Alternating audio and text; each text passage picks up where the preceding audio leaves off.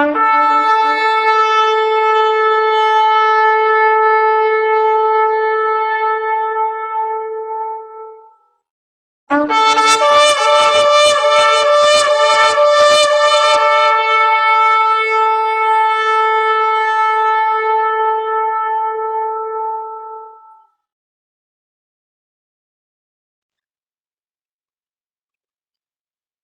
people. Watchman blows the horn here, and I'm blowing the horn as loud as I can to let people know what time it is so they know what they ought to be doing. Welcome to this presentation. You will not believe this.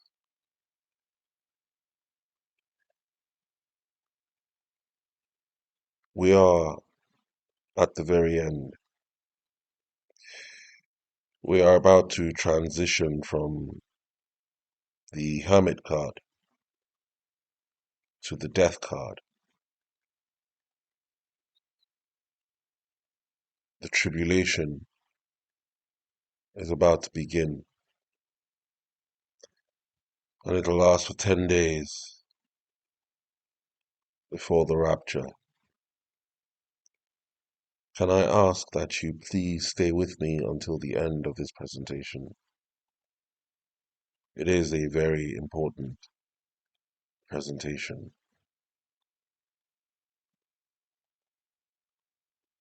We have very little time left.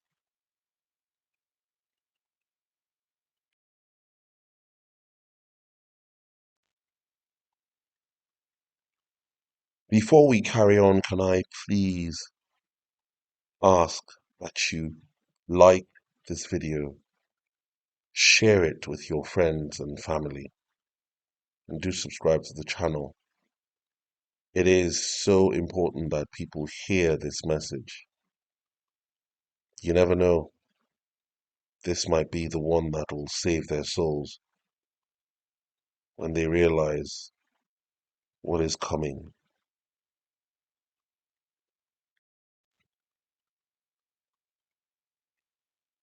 You see, history is cyclical.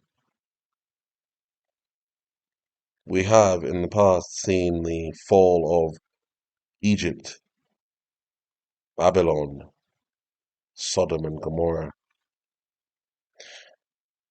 and we are about to witness a rerun with Neo Egypt, Neo Babylon, Neo Sodom and Gomorrah.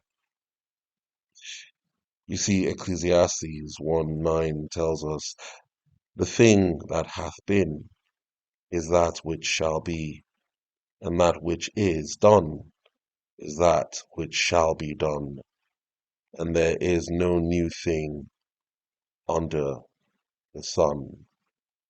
Prophecy is pattern. Pattern is repetition. Repetition is cyclical.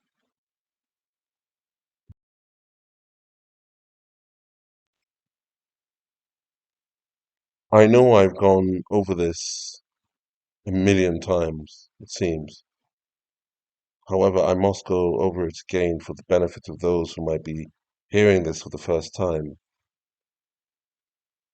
You see, the book of Revelation 6 and the events stated therein and Matthew 24 are parallel passages speaking of same set of events. One was given from the heavenly perspective as John was caught up to the heavens and shown the vision. And the other was given from the earthly perspective as Yeshua was still on the earth when he told this to his disciples.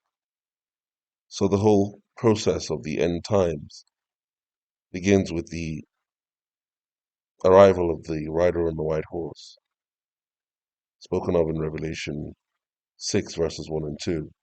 The false Christ figure, spoken of in Matthew 24 verses 4 and 5. And it is the accursed Abrahamic cords brought by this false Messiah figure the false peace covenant that invokes the Jeremiah 14:12 judgments, the footman judgments. And now in the year of the Yuvel, the rider on the white horse is back to invoke the horseman judgments, which will begin with the red horse, war, Revelation 6 verses 3 and 4, war, Matthew 24 verse 7a, the black horse of famine, Revelation 6 verses 5 and 6, famines, Matthew 24 verse 7b, and the pale horse of death, Revelation 6 verses 7 and 8, death, Matthew 24 verses 7b and 8, and then martyrdom, Revelation 6 verses 9 to 11, martyrdom, Matthew 24 verse 9. And then comes the rapture, and those who are raptured are revealed in Revelation chapter 7 from verses 1 to the end. The rapture, Matthew 24 verse 31. And then comes the wrath of Jehovah and Yeshua, worldwide chaos, Revelation 6 verses 12 to 17. Worldwide chaos, Matthew 24 verses 29 and 30. So from the red horse down to martyrdom is what is referred to as the tribulation, birth pangs, labor pains, after which comes the rapture, which is the birthing of the elect into the heavenly Jerusalem. These are the seals.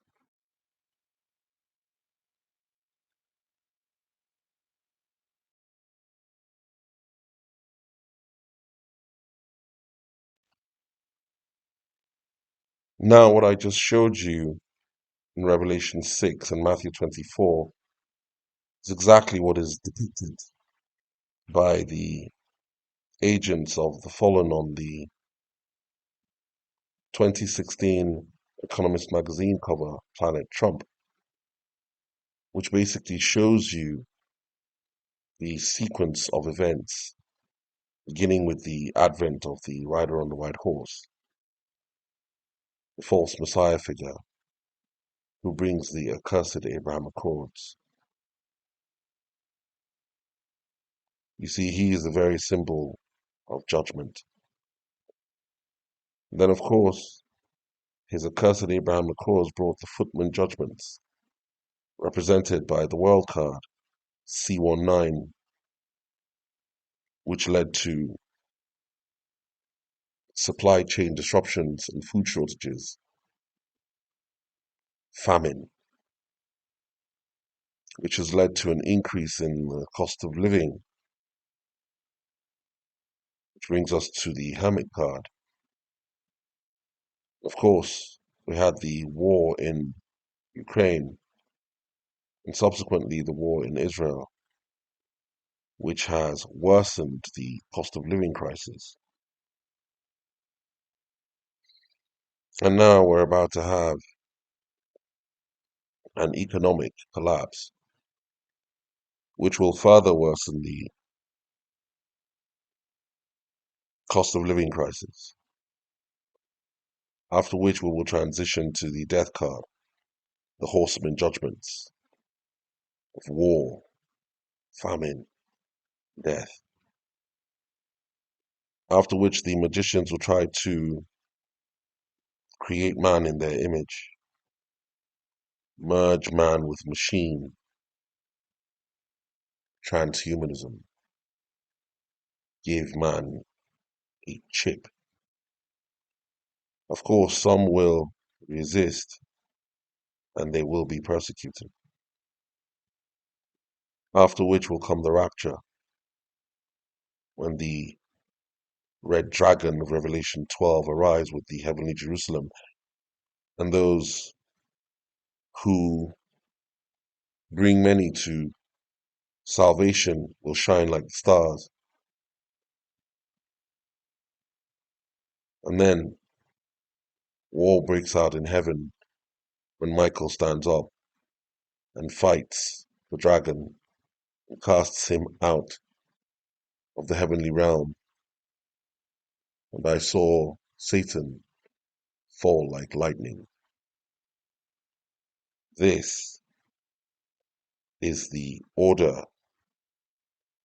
of events.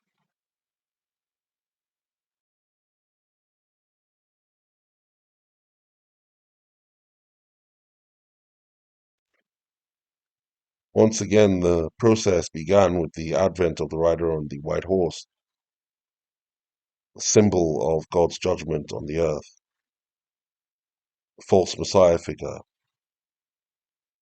Polyon, the sun god, the one who brought plague, C19, which was as a consequence of the false peace covenant he brought, the Abraham Accords.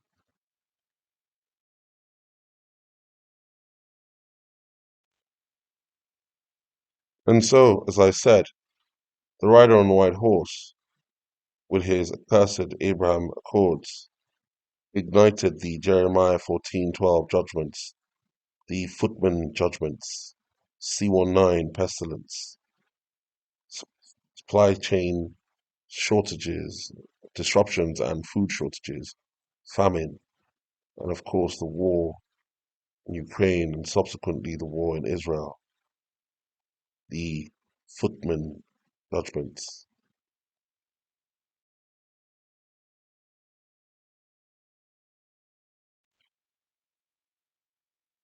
You see, this false Messiah figure can be likened to Pharaoh, and it's incredible how the verses that speak of judgment on the Egyptians and Egypt seem to be playing out in real time.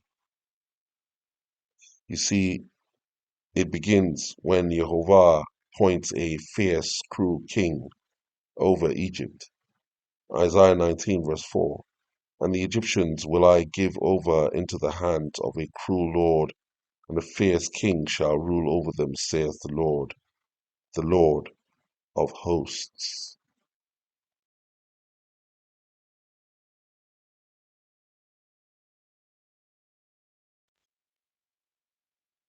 You see, we're living in the equivalent of the time when the Lord sent Moses to Pharaoh, let my people go. Exodus 9, verse 1. Then the Lord said unto Moses, go in unto Pharaoh, and tell him, thus saith the Lord God of the Hebrews, let my people go, that they may serve me.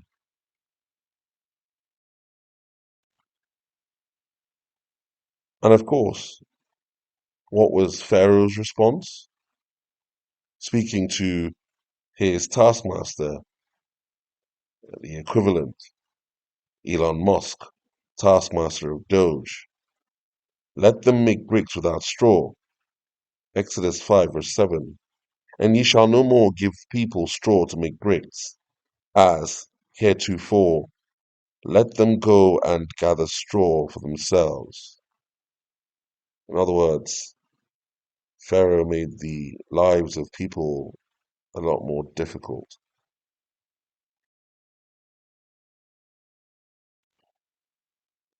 Exodus 5 verses 10 and 11. And the taskmasters of the people went out, and their officers, and they spake to the people, saying, thus saith Pharaoh, I will not give you straw. Go ye, get ye straw where ye can find it, yet not aught of your work shall be diminished. Interesting. Now that's exactly what's playing out as we speak.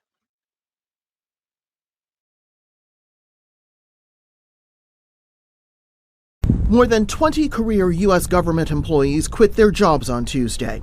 According to the Associated Press, the senior-level tech employees say the Department of Government Efficiency, or DOGE, run by Elon Musk, is endangering both U.S. citizens' private information and the integrity of government computer systems. In a statement, the White House spokesperson said the resignations would not stop President Donald Trump's efforts to make government smaller. The latest resignations come as a few of the thousands of federal workers already laid off crowded inside Republican Senator Lisa Murkowski's office to protest. I came to USAID intending on staying there for as long as I could. I really loved the work that we were doing. And now I don't know what to do. And I have cried every day. I think that that's normal. I have a 15-month-old at home, and I'm looking at him and thinking, well, what's this country that we're now living in? Meantime, other fired workers, including some who voted for Trump, joined a conference call with a Democratic congressman to talk about the impact on their lives. Obviously, I never would have expected things to go this far. So, I mean, I'm still in shock, and to say, you know, whether I regret that vote, I don't want to go as far as to say that, but I mean, like I said, it's a shock. Ordinary citizens protesting on Capitol Hill applaud the DOGE workers' decision to quit. I am having a little bit of optimism that these people have a conscience, some of these people have a conscience in resigning. As for DOGE's own performance so far, its own website says that nearly 40% of the 2,300 federal contracts it has canceled won't save the government any money. But that doesn't mean the White House is going to abandon its cost-cutting mission. Rosalind Jordan, Al Jazeera, Washington.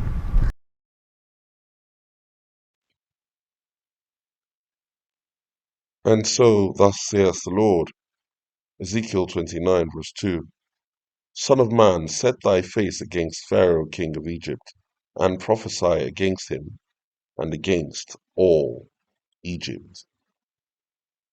Of course, Neo-Egypt, Virgin Daughter of Babylon, USA.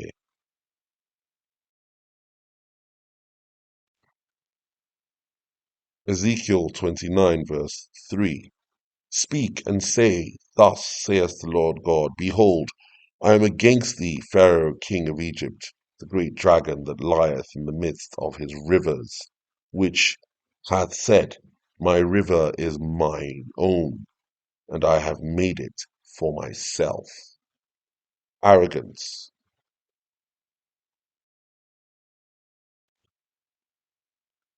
Ezekiel 32, verse 1. And it came to pass in the 12th year, in the 12th month, in the first day of the month, that the word of the Lord came unto me, saying, and what day is this equivalent to in our time?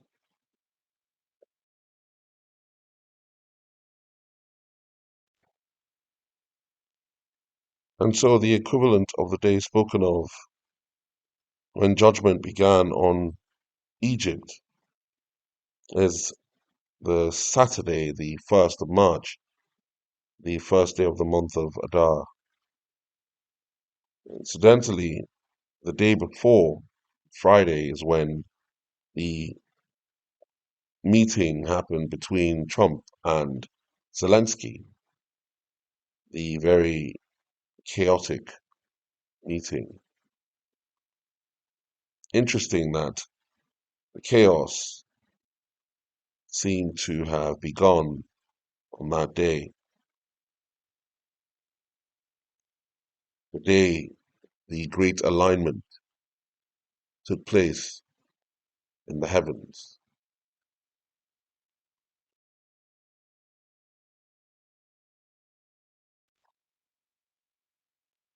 And so the judgment of Egypt finds further manifestation in this verse Isaiah 19 verse 11, surely the princes of Zoan are fools. The counsel of the wise counselors of Pharaoh is become brutish. How say ye unto Pharaoh, I am the son of the wise, the son of ancient kings. In other words, part of Jehovah's judgment on Egypt is the fact that Pharaoh's advisors have become fools. And indeed, Pharaoh himself has become a fool, which is what we are witnessing.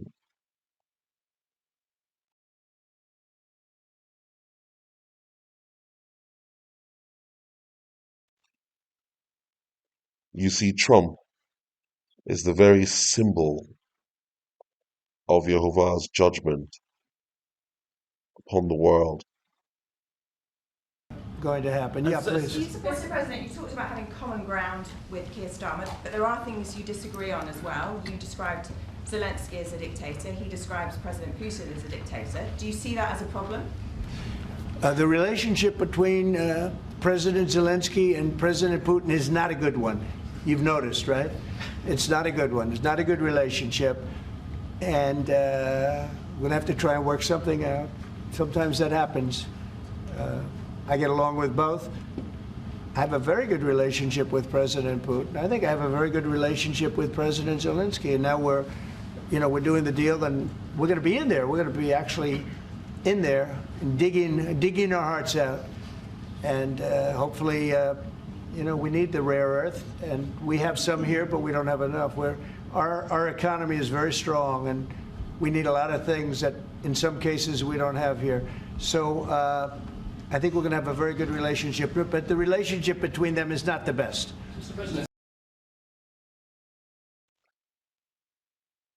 It's amazing how this character finds it so difficult to comprehend simple questions. He goes off on a tangent. Do you still think that Mr. Zelensky is a dictator? Did I say that? I can't believe I said that. Next question. He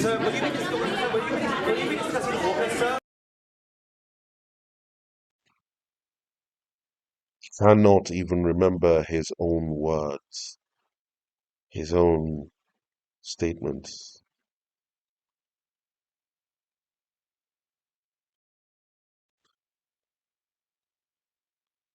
Another symptom of the judgment is that Jehovah makes Pharaoh surround himself with foolish, unwise individuals. Isaiah 19 verse 12, where are they? Where are thy wise men? Let them tell thee now, and let them know what the Lord of hosts has purposed unto Egypt. All his advisors are unwise individuals.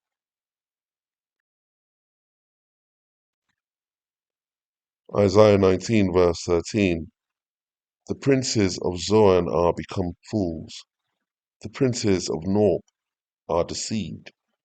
They have also seduced Egypt, even they that are the stay of the tribes thereof.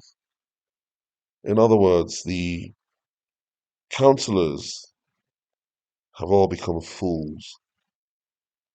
He surrounds himself with yes men and women, even journalists who pander to his every whim.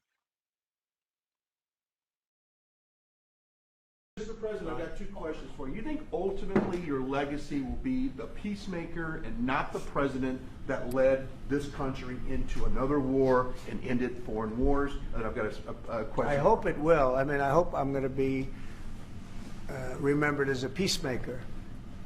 This would be a great thing if we could do this. I'm doing this to save lives more than anything else. Second is to save a lot of money, but I consider that to be far less important.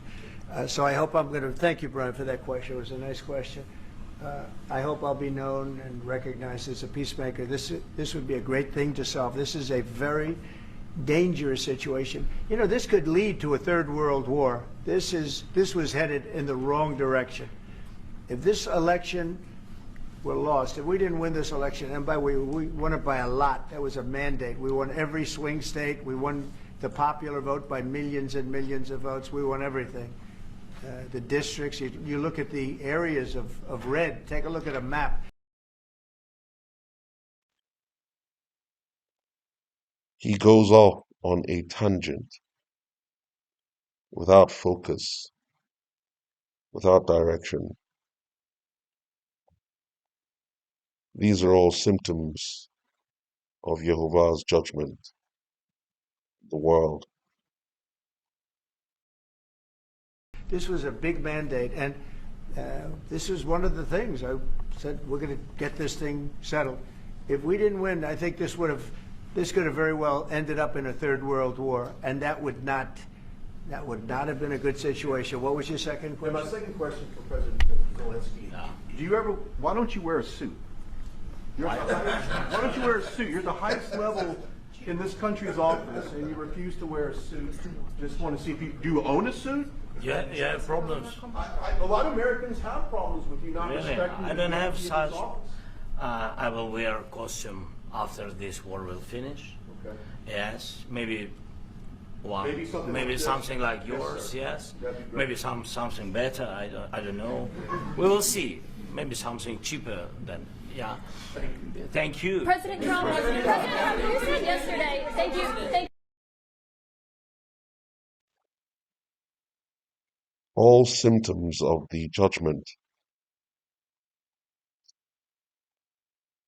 Pharaoh surrounds himself with these sorts of people who ask foreign dignitaries silly questions like, why don't they wear suits?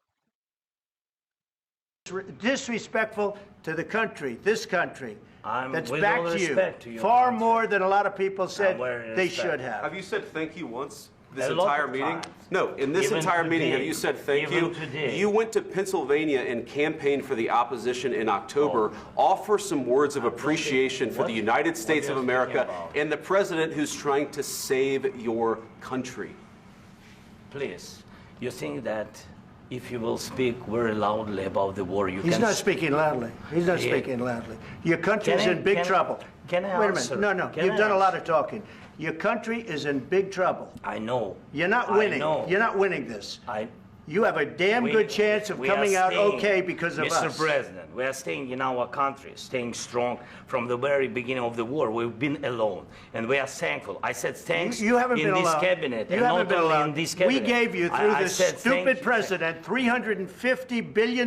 You voted we gave for you your military president. equipment, You and your voted men for are your brave, president. but they had to use our military. Yes. What about West? If you didn't have You our invited military me- equipment, You invited if me you to didn't speak. have our military equipment, this war would have been over in 2 weeks. In 3 okay? days, I heard it from Putin. In 3 days.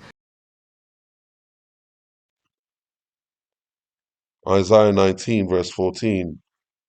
The Lord hath mingled a perverse spirit in the midst thereof, and they have caused Egypt to err in every work thereof, as a drunken man staggereth in his vomit. Isn't that exactly what is going on right now in Neo-Egypt, Neo-Babylon, Neo-Sodom and Gomorrah? What are you saying? She's asking, what if Russia breaks the ceasefire? What if anything? What if a bomb drops on your head right now? Okay? What if they broke it? I don't know. They broke it with Biden because Biden, they didn't respect him. They didn't respect Obama. They respect me. Let me tell you, Putin went through a hell of a lot with me. He went through a phony witch hunt where they used him and Russia. Russia. You ever hear of that deal? That was a phony Hunter Biden, Joe Biden scam. Hillary Clinton, Shifty Adam Schiff. It was a Democrat scam. And he had to go through that. And he did go through it. We didn't end up in a war. And he went through it. He was accused of all that stuff. He had nothing to do with it. It came out of Hunter Biden's bathroom. It came out of Hunter Biden's bedroom. It was disgusting. And then they said, oh, the laptop from hell was made by Russia, the 51 agents. The whole thing was a scam. And he had to put up with that. He was being accused of all that stuff. All I can say is this. He might have broken deals with Obama and Bush, and he might have broken them with Biden. He did, maybe. Maybe he didn't. I don't know what happened. But he didn't break them with me. He wants to make a deal. I don't know if you can make a deal. The problem is I've empowered you to be a tough guy. And I don't think you'd be a tough guy without the United States. And your people are very brave. But you're either going to make a deal or we're out. And if we're out, you'll fight it out. I don't think it's going to be pretty, but you'll fight it out.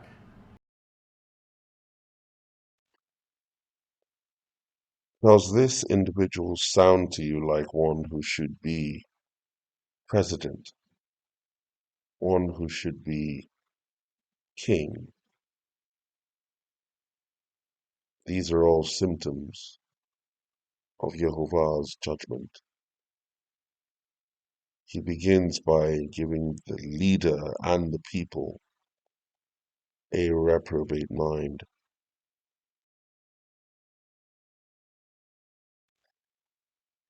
Isaiah 19 verse 15. Neither shall there be any work for Egypt, which the head or tail, branch or rush may do. In other words, the Virgin Daughter of Babylon, USA, Neo-Egypt, will find that they can no longer do anything right. This is part of Jehovah's judgment. A lot of questions. Let's start from the beginning. Sure. First of all, during the war, everybody has problems. Even you, but you have nice ocean and don't feel now, but you will feel it in the future. Of course, Zelensky was being prophetic there. And when we consider the words of the gentleman to the left, Dmitry Medvedev, Putin's right-hand man, we understand what Zelensky is speaking of. Because I think the Russians have already decided what they will do to their enemies.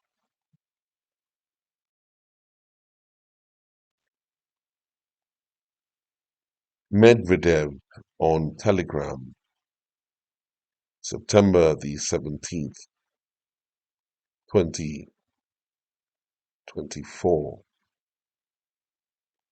on historical memory and the need for inevitable retribution.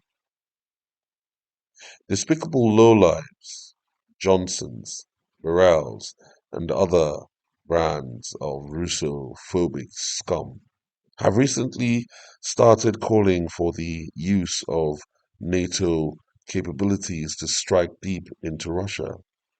It is obvious that there are no real restrictions on such strikes even now, and we need to be well prepared. But I want to talk about something different. The need to remember the criminal calls of some Western degenerates and to prepare for retribution. History has seen many cases of delayed retribution. These include acts of vengeance carried out both by the USSR and the Russian Federation. Think Troitsky, Konovalets, Bandera, modern-day terrorists and traitors. Our adversaries, like the US, have dealt with their enemies in a similar fashion. Such operations require meticulous planning and aren't always successful, but they are necessary and extremely important. both to uphold justice and to honor the memory of the innocent dead.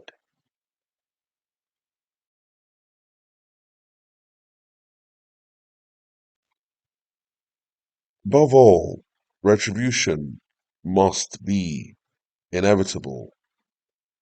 Let me repeat that. Above all, retribution must be inevitable. The timing doesn't matter. What's vital is absolute certainty it will happen. Any scumbag, regardless of nationality, ethnicity, or religion, who committed crimes against our country and our people, or any brain-dead piece of screaming to kill civilians in Kursk, needs to know that their day will come. They should lie awake at night, constantly look over their shoulder, change names and countries, carry guns and live in hiding. They should evolve into a wretched, frenzied rat plagued by round-the-clock anxiety and paranoia, and then maybe just die eventually. Frozen stiff with fear, if, however, God does not allow them to slip away so easily, one day they should hear quiet footsteps behind them.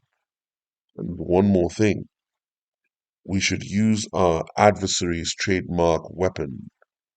Despite some obvious legal issues, we must consider creating a public database of our enemies and their personal information for practical purposes. Dmitry Medvedev.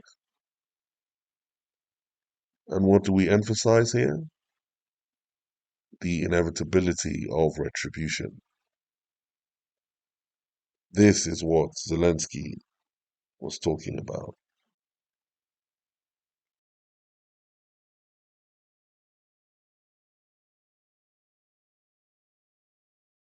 The U.S. will have to send their sons and daughters exactly the same way as we are sending their sons and daughters to war. And they will have to fight because it's NATO that we're talking about, and they will be dying. God bless. You don't know that. God bless. God bless. You will not have a war. Don't tell us what we're going to feel.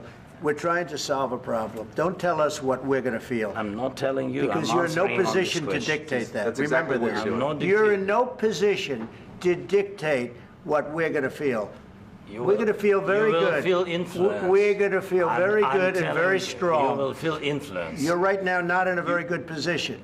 You've allowed yourself to be in a very bad position, and he happens to be right about it. From the very beginning of the war. You're not in a good position.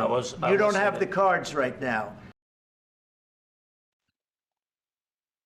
Indeed, the cards, as a reference to the Economist magazine cover, end of 2016, Planet Trump, speak of escalating conflict.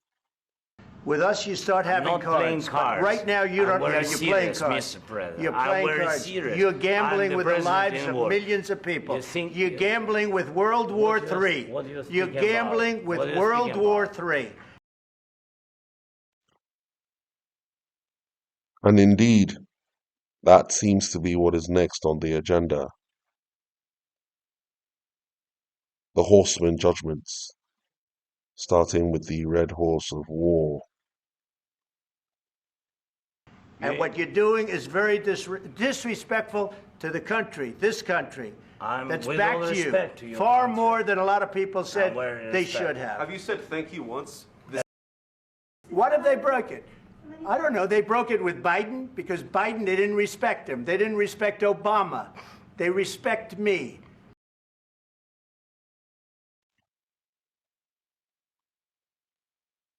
What kind of person makes such a statement? They respect me. Let me tell you, Putin went through a hell of a lot with me. He went through a phony witch hunt where they used him and Russia. You ever hear of that deal? That was a phony Hunter Biden, Joe Biden scam. Hillary Clinton Shifty Adam Schiff. It was a Democrat scam. And he had to go through that. And he did go through it. We didn't end up in a war. And he went through it. He was accused of all that stuff. He had nothing to do with it. It came out of Hunter Biden's bathroom. It came out of Hunter Biden's bedroom. It was disgusting. And then they said, oh, the laptop from hell was made by Russia, the 51 agents. The whole thing was a scam. And he had to put up with that. He was being accused of all that stuff. All I can say is this. He might have broken deals with Obama and Bush, and he might have broken them with Biden. He did, maybe. Maybe he didn't. I don't know what happened. But he didn't break them with me. He wants to make a deal. I don't know if you can make a deal. The problem is I've empowered you to be a tough guy. And I don't think you'd be a tough guy without the United States. And your people are very brave. But you're either going to make a deal or we're out. And if we're out, you'll fight it out. I don't think it's going to be pretty, but you'll fight it out. But you don't have the cards.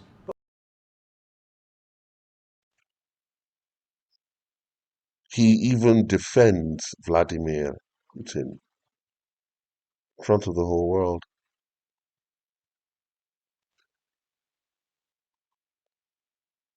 What more can I say? His words say it all. Once we sign that deal, you're in a much better position. But you're not acting at all thankful. And that's not a nice thing. I'll be honest, that's not a nice thing. All right, I think we've seen enough. What do you think? Huh? This is going to be great television, I will say that. All right. We'll see what we can do about putting it together. Guys, let's go. Guys, come on, let's go.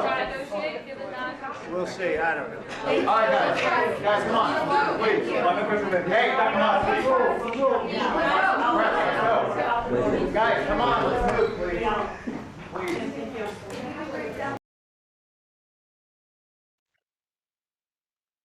And so, the treacherous dealer betrays Ukraine and Europe. He literally throws them under the bus.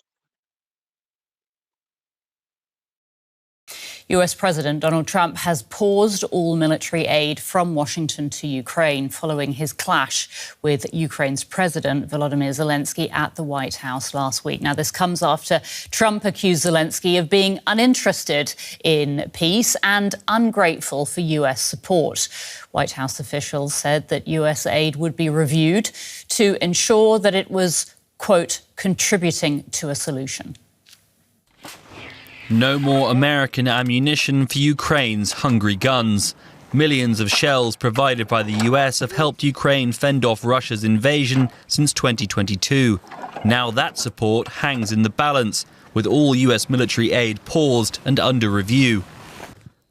Before the freeze was announced, President Trump made clear again that he wanted Zelensky to reach a peace deal with Russia's Vladimir Putin.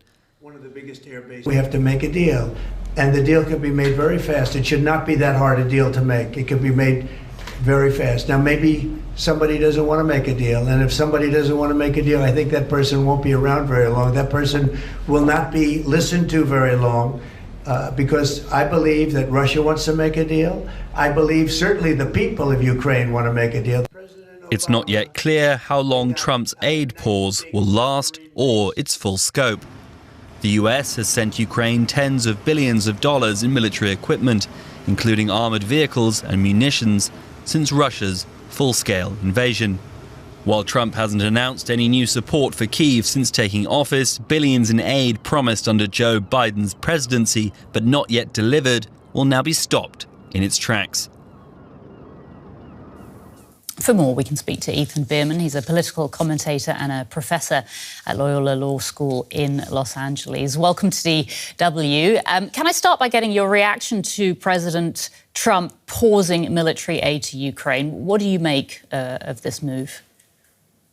It's a shocking capitulation to Vladimir Putin and Russia. It is a complete 180 reversal from the entire structure of the United States government since the end of World War II. This is a new era. It is disturbing to many Americans, and I would suggest that the majority of Americans, myself included, firmly and strongly support Ukraine and Volodymyr Zelensky in his fight to save his country from the onslaught of Russian imperialism. So this is not going down well in America. I mean, what's the reaction been, the immediate reaction to President Trump's announcement? Well, I would suggest that his core base, which makes up maybe a third of the U.S. population, of course, supports Donald Trump. They listen to the propaganda, which is exactly what it sounded. It sounded like Putin's words, as a matter of fact, when President Trump was speaking in the clip that you just showed.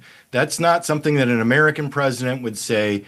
This is the majority of Americans see this as an abdication of the United States being a beacon of democracy and liberty to the world, to hide amongst ourselves like it's the 1920s in that form of isolationism, which leads to power vacuums and allows others, sometimes not ones that we want, to take advantage and fill that vacuum with their own autocratic beliefs.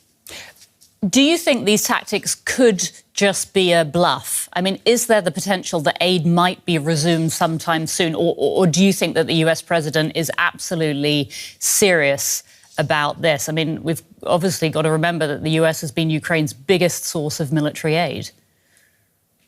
Yeah, this is, I don't see it as a bluff. I see this as a fulfillment of whatever. It sure seems like that performance in the White House when it was a coordinated attack between Vice President Vance and President Trump, when Volodymyr Zelensky came to the White House to work on that minerals deal, and they thought there was an agreement, but that sure appeared to be orchestrated, and this appears to be a very serious move on the part of Donald Trump to rearrange the power structure in Asia and Europe. And again, it's in a complete reversal of what is essentially 75 plus years of U.S. policy for how we view Russian aggression in Eastern Europe and in Asia. Would you say that one of Trump's aims here is to push President Zelensky out of the office, replace him with a leader who is more likely to do what he wants at the negotiating table with Russia? Well, here's what's interesting about that is, yes, I do believe that President Trump wants President Zelensky gone. And if you remember, President Zelensky did not fold to Trump's demands late in Trump's first term, when he was specifically demanding that Ukraine dig up dirt on Joe Biden. It was a baseless right-wing attack that, again, appeared to come from the Kremlin, not from the United States. And that's what's so disturbing about President Trump's actions right now, is to undermine Zelensky, who has stood strong and firm in the face of Putin's aggression, in probably wanting a pro-Russian leaning president to take Zelensky's place. Of course, that's going to lead to peace, because that leads to Russia's continued takeover of Ukraine that was started in 2014 with the annexation of Crimea and the silent war that was happening in eastern Ukraine, the Donetsk, the Donbass regions. And it just seems to be continuing, that Trump seems to want Putin to take Ukraine. In an interview with Fox News, the Vice President, J.D. Vance, said that Trump is taking a realistic perspective on Russia and Ukraine. How would you interpret that? Yeah, I mean, it's absolutely realistic that Trump seems to love Putin. Yes, that's realistic. The realistic approach is, in their minds, is to do what Russia wants. It seems like that is absolutely the case here. But what is realistic, if you care about democracy, liberty, the freedom of nations to be secure in their borders, of which Russia and the United States guaranteed in the Budapest Memorandum of 1994 The realistic approach would be to defend fiercely the eastern flank of NATO, and Ukraine is a key part of that bulwark against Russian attacks and imperialism. And it really, and I know, Anya, you haven't even asked me about this, but the United States dismantling the cyber defense group and no longer calling Russia the main cyber terror organization, which is exactly what they are and have been for well over a decade, is again just another sign of a capitulation of this administration, a kowtowing at the feet of Putin. There's no other way to rationally interpret it than that. Ethan Bierman in Los Angeles. We're going to have to leave it there, but thank you so much. We really appreciate it.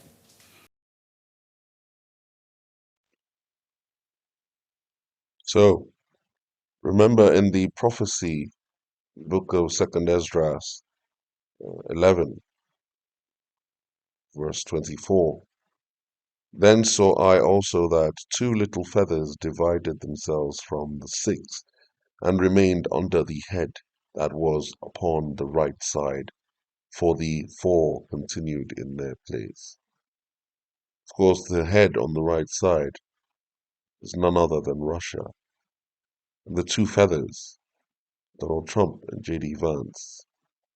This seems to suggest that Trump and Vance are Russian agents. And that would explain exactly all the policies being pursued by Donald Trump and his vice.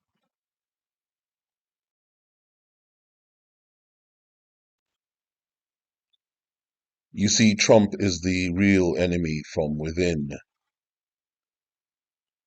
The agents of Putin have infiltrated the government of his enemy, the United States of America. You see, that is why Trump is referred to in the Bible as the treacherous dealer who will destroy the virgin daughter of Babylon, USA. And this is how we know Isaiah 21 is upon us. Virgin daughter of Babylon is about to fall.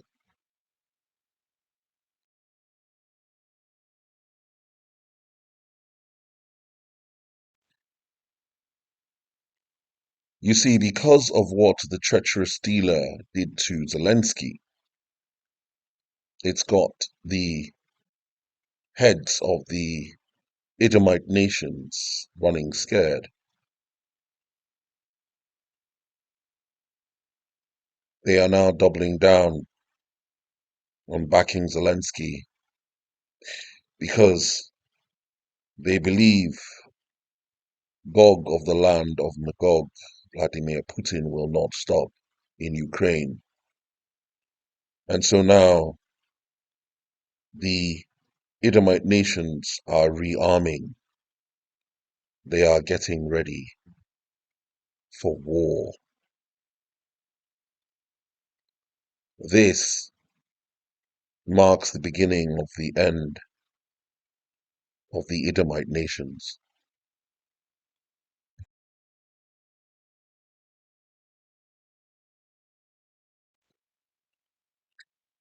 It's amazing how the prophecies in the second book of Ezra, chapters 11, 12, and 13, are finding manifestation before our very eyes. The three-headed eagle, which describes the feathers, the American presidents, from Hoover all the way to Trump. I would advise that you read these chapters of the second book of Esdras to understand who Esau is, Edom, Rome, Western civilization. You see, the head on the right is Russia, the head on the left is the European Union, and the center head is the United States of America, the virgin daughter. The First little feather was Donald Trump. The second was Biden. The third and fourth, J.D. Vance and Donald Trump. They are the ones who break off and hide under the head on the right side. Then, of course, it is during their time that the calamities will begin, which will usher in the time of the final two feathers, Imam al-Mahdi and the false prophet Isa. This is the key to understanding this prophecy. It is the same prophecy that is revealed to Daniel.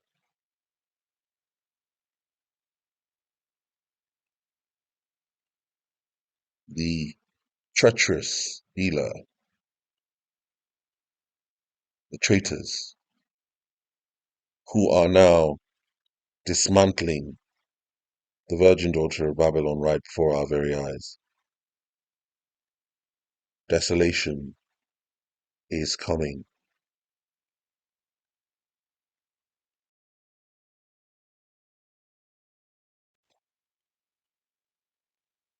We are about to witness the end of Edom's dominion, the end of Western civilization, Western hegemony. As the fall of Edom will take peace from the earth. First, we will keep the military aid flowing and keep increasing the economic pressure on Russia to strengthen Ukraine now. Second, we agreed that any lasting peace must ensure Ukraine's sovereignty and security, and Ukraine must be at the table. Third, in the event of a peace deal, we will keep boosting Ukraine's own defensive capabilities to deter any future invasion. Fourth, we will go further to develop a coalition of the willing to defend a deal in Ukraine and to guarantee the peace. Not every nation will feel able to contribute, but that can't mean that we sit back. Instead, those willing will intensify planning now with real urgency. And of course, that is exactly what they are doing.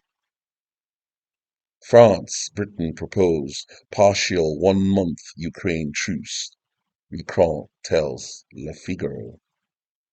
Reuters, March 3rd, 2025. So, they want a month's truce. Why do you think that is? Could it be because it'll take them about a month to prepare what they want to prepare against Russia? And do you think perhaps Russia knows this? What do you think Russia will do before the month is out? 1 month takes us to the 3rd of April, 2025. Go figure.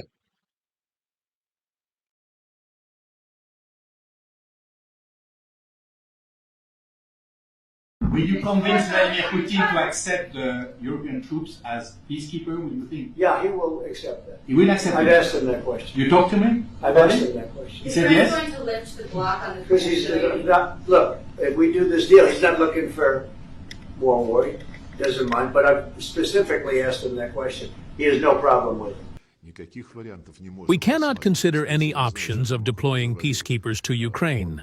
By the way, I don't know what French President Emmanuel Macron said there. He did not play his role very convincingly in Washington. But when this topic was raised at a press conference, as I read, President Trump said that a decision to deploy peacekeeping forces is possible only with the consent of both parties, apparently meaning us and Ukraine. No one asks us about this. Macron said in Washington about the need for an urgent ceasefire, the introduction of these peacekeeping forces. And then he said, we will talk about territories, about the fate of people, about other principles of settlement. This is deceit. You can't go for an agreement that is aimed at achieving one single goal, to pump Ukraine with weapons again. The UK is prepared to back this, with boots on the ground and planes in the air. And so, what will be the consequences of these boots on the ground? Well, as posted by Dmitry Medvedev, Putin's right-hand man, the 6th of May, 2024, perhaps this could give us an idea as to how Russia intends on responding to such a move. Choir of the irresponsible. The number of scoundrels among the Western political elite calling for sending their troops to a non-existent country is expanding. Now it includes representatives of the US Congress, French and British leadership, and individual madmen from the Baltic states and Poland. They also call for the active use of their missile weapons, which they supplied to the Bannerites throughout Russia. And this is not a spring aggravation, but a cynical calculation for political dividends. There is some kind of total degradation of the ruling class in the West. This class really does not want to logically connect elementary things. Sending your troops to the territory of Ukraine will entail the direct entry of their countries into the war, to which we will have to respond. And alas, not in the territory of Ukraine. In this case, none of them will be able to hide either on Capitol Hill or in the Elysee Palace or on Downing Street. A world catastrophe will come. By the way, Kennedy and Khrushchev were able to understand this more than 60 years ago. But the current infantile morons who have seized power in the West do not want to understand. And that is why today the General Staff began preparations for the exercises, including activities for practical testing of the preparation and use of non-strategic nuclear weapons. In other words, according to Dmitry Medvedev, troops on the ground in Ukraine means nuclear war.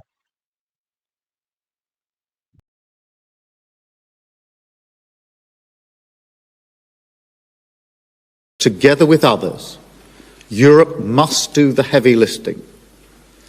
But to support peace in our continent and to succeed, this effort must have strong US backing. We're working with the US on this point after my meeting with President Trump last week.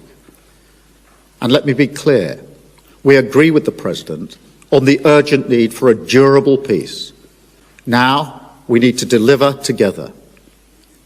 Finally, we agreed that leaders will meet again very soon to keep the pace behind these actions and to keep working towards this shared plan. We are at a crossroads in history today. This is not a moment for more talk. It's time to act, time to step up and lead, and to unite around a new plan for a just and enduring peace. Thank you. We're living in the most momentous and dangerous of times. I do not need to describe the grave nature of the threats that we face or the devastating consequences that we will have to endure if those threats would come to pass, because the question is no longer whether Europe's security is threatened in a very real way, or whether Europe should shoulder more of its responsibility for its own security. In truth, we have long known the answers to those questions. The real question in front of us is whether Europe is prepared to act as decisively as the situation dictates, and whether Europe is ready and able to act with speed and with the ambition that is needed. In the various meetings in the last few weeks, most recently 2 days ago in London, the answer from European capitals has been as resounding as it is clear. We are in an era of rearmament. And Europe is ready to massively boost its defence spending, both to respond to the short-term urgency to act and to support Ukraine, but also to address the long-term need to take on more responsibility for our own European security. And this is why today I have written a letter to the leaders ahead of Thursday's European Council. This is why we are here together today. I have outlined in this letter to the leaders the Rearm Europe plan. This set of proposals focuses on how to use all the financial levers at our disposal in order to help member states to quickly and significantly increase expenditures in defence capabilities, urgently now, but also over a longer period of time over this decade. Now, there are 5 points to this plan. The first part of this Rearm Europe plan is to unleash the use of public funding in defence on the national level. Member states are ready to invest more in their own security if they have the fiscal space, so we must enable them to do so. And this is why we will propose to activate the national escape clause of the Stability and Growth Pact. This will allow member states to significantly increase their defence expenditures without triggering the excessive deficit procedure. So if member states would increase their defence spending by 1.5% of GDP on average, this could create fiscal space of close to 650 billion euros over a period of 4 years. The second proposal will be a new instrument. It will provide 150 billion euros of loans to member states for defence investment. This is about basically spending better and spending together. And we're talking about pan-European capability domains like, for example, air and missile defence, the artillery systems, missiles and ammunition, drones and anti-drone systems, but also to address other needs from cyber to military mobility, for example.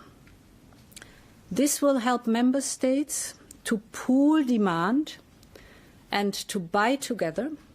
And of course, with this equipment, member states can massively step up their support to Ukraine.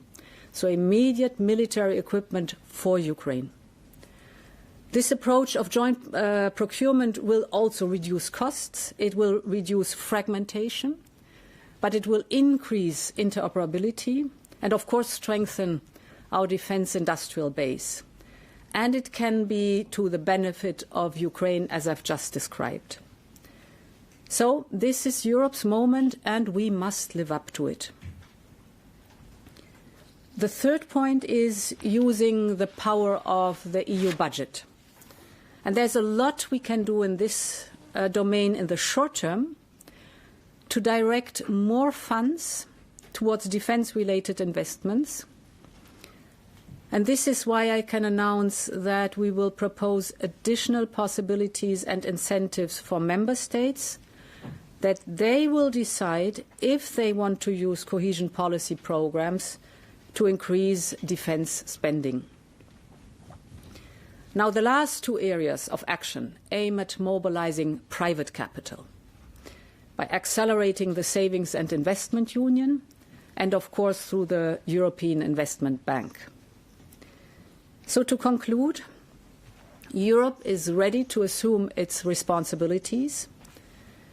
Rearm Europe could mobilize close to 800 billion euros of defense expenditures for a safe and resilient Europe. We will, of course, continue working closely with our partners in NATO. This is a moment for Europe, and we are ready to step up. Thank you very much. Madam President.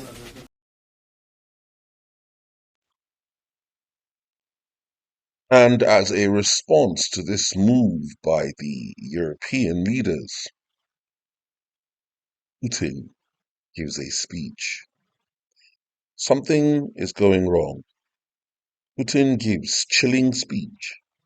The world may end earlier, but Russia will never fall.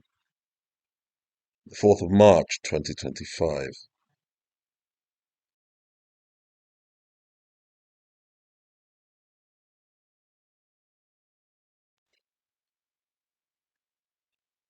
The president of the Russian Federation gave a speech today, and the content indicates Russia knows something very wrong is going on, something that indicates Russia is going to be attacked in a way that causes the end. Putin officially warned the West what a war with Russia would look like. Below is the machine-translated text of President Putin's speech. Dear colleagues, media, journalists and guests, good afternoon. Today, again in the European Union and NATO member states, there are calls for a war against Russia.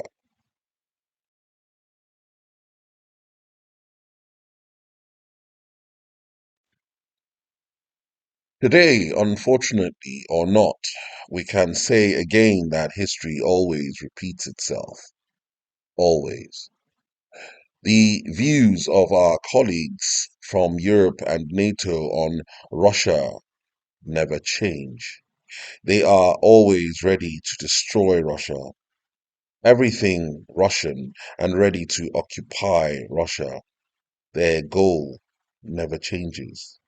Hatred against Russia has always remained in the veins of some of our colleagues and countries ruling the EU and NATO. Dear colleagues, today we hear again that Russia is an aggressor. And the truth is that Russia has never been an aggressor and has always defended itself throughout history.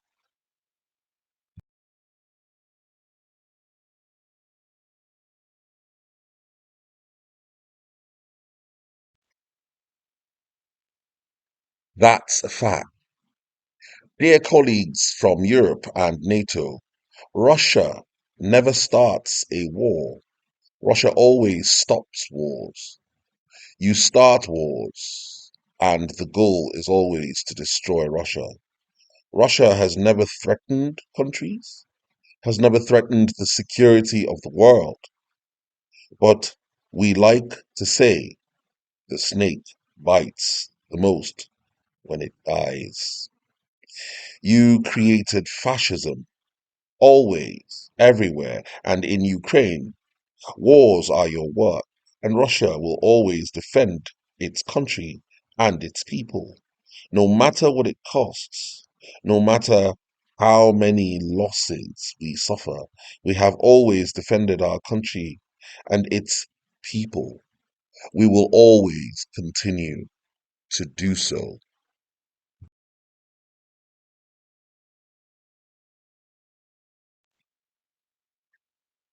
As you know, we have proven ourselves many times in our history as a country with spirit. And today you are shouting again victory over Russia. Dear colleagues, I assure you that Russia will not fall. It may be torn apart, but never destroyed. If a NATO EU country declares war on Russia, everyone must know that our reaction will be lightning fast. And if we feel a threat to us, our reaction will be destructive. Today, Russia has all kinds of weapons. In the current history of the world, I emphasize, you have no idea.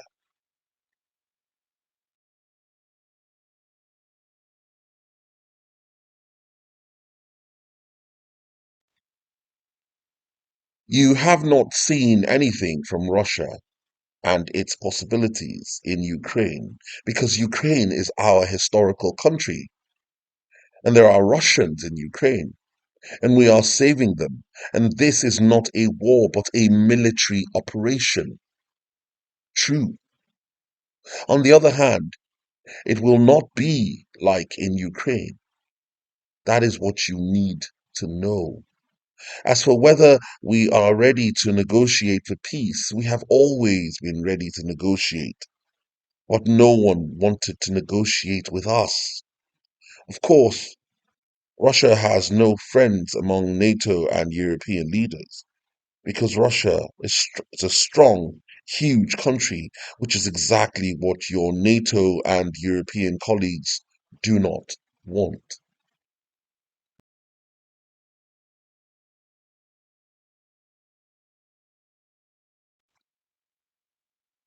But accept it. No matter how much you repeat that one day Russia will be defeated, I believe in God, and God is with us. The world may end earlier, but Russia will not fall. We do not need a world without Russia.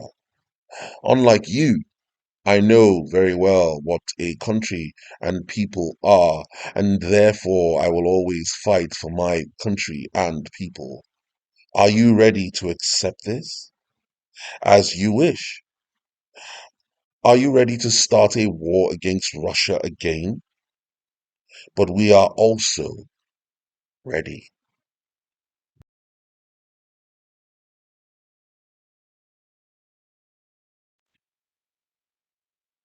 And today's war against Russia would be an absolute apocalypse. I advise our colleagues from Europe and NATO to work for the good of the world, not for the destruction of the world. Thank you. This is Putin's speech.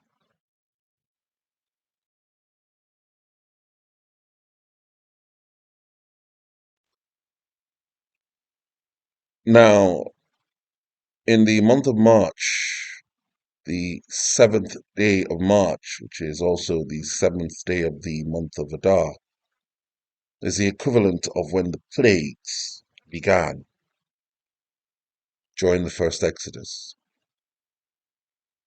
Very important to note. And considering that the Virgin Daughter of Babylon, USA, is Neo-Egypt, could this be when the plagues will begin in the United States of America? Could we see another Black Monday on the 10th day of Adar, the 10th of March, which will begin the world economic collapse?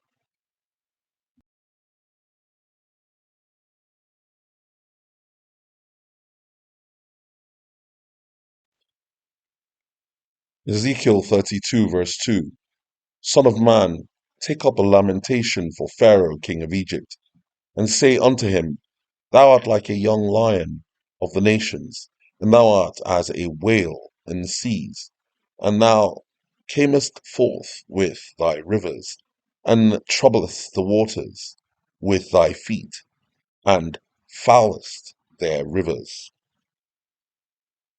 The king of Egypt brings great chaos. Exactly what we are witnessing now with Donald Trump, Neo Pharaoh.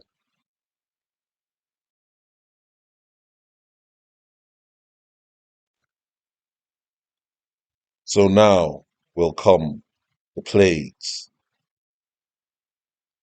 which will begin on the seventh day of the month of Adar, the equivalent.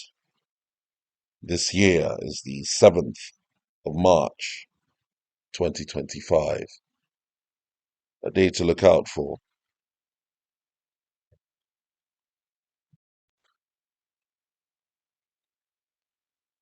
Are we about to witness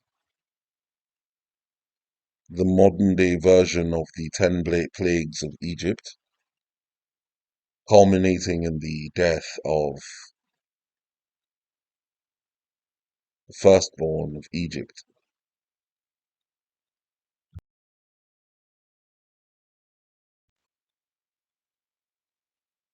And then, of course, in the month of March,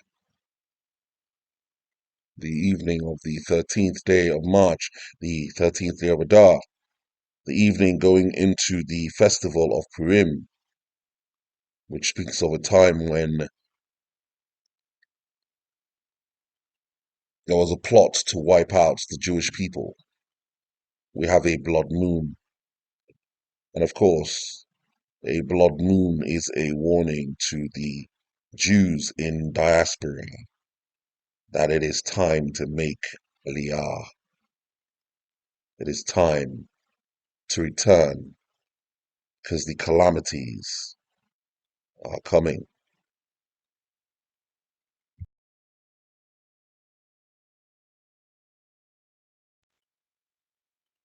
Remember this article from the Jerusalem Post? Rabbi Yucatel Fish. Lunar eclipse sign Jews must leave diaspora. This was back January 2019. Now we have another blood moon during Purim.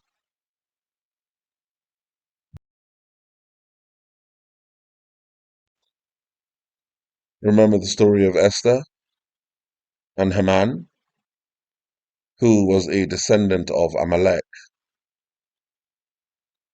You see, Haman wanted to destroy the children of Israel. It was in every generation, Haman, who was a descendant of Amalek, come against the children of Israel to wipe them out. But they always fail. And in this day, the Ayatollah is the equivalent of Amalek.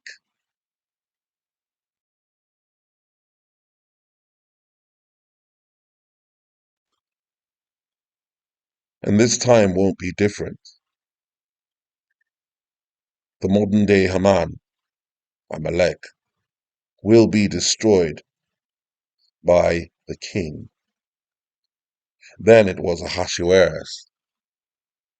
Now it will be Yeshua when he returns.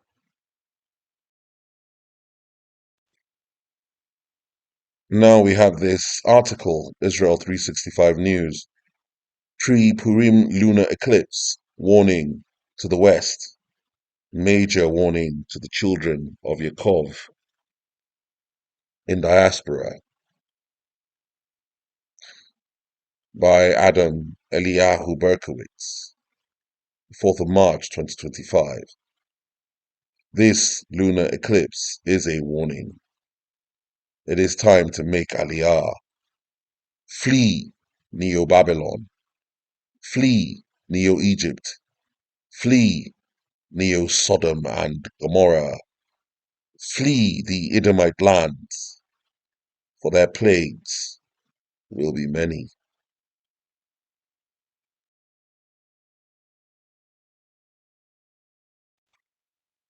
And so, as I said, will we witness another Black Monday on the 10th of March, the 10th day of Adar, beginning the economic spiral and collapse?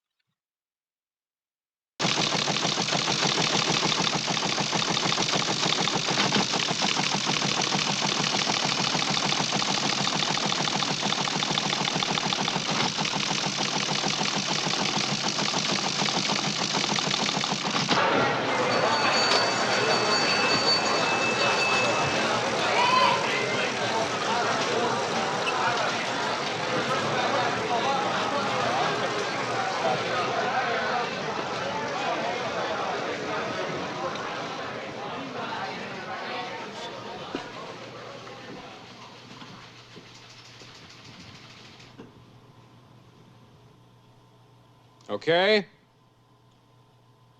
The Arabs yanked every penny they had with us. They hit all the other outfits, too, so it's across the board. That means every bank in the country out there is going to be struggling for liquidity, trying to cover those cash withdrawals. We're dumping everything. Treasury bills, bonds, Fannie Mae's, commercial papers, we want it all sold. Fed funds, euro dollars, borrow whatever you can find up to 200 million. Foreign exchange, no positions. Bullion, grab what you can get. All right, let's hit it. And pray.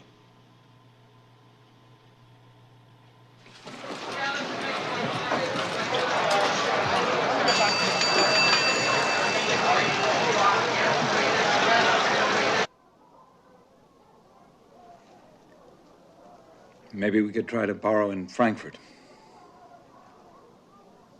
Zurich. Swiss International owes us a favor. It's over, Roy.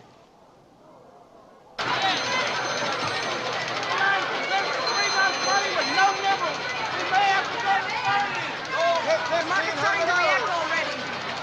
One large bank is bidding 27% for 6-month Eurobond. Dollar down 4% against the sterling. What is all contracts? I need contracts. 1,000. Dollar down by 5% against the trade. Dollar stepping up the bids. Fed doing another round of repos at 30%. Customers want to know what's happening. Whoa! Do I tell them what we're doing? Tell them anything, Bernie, except what we're doing. Stock market's off 75 points. The dollar's appreciated 10% and moving down. They even yanked the euro-dollar deposits that weren't due. Of course, New York is practically down the tubes, and gold just went over 2,000. By tonight, that'll be cheap. I hit you at 50 for 5 million. I recorded the amount for 1 million.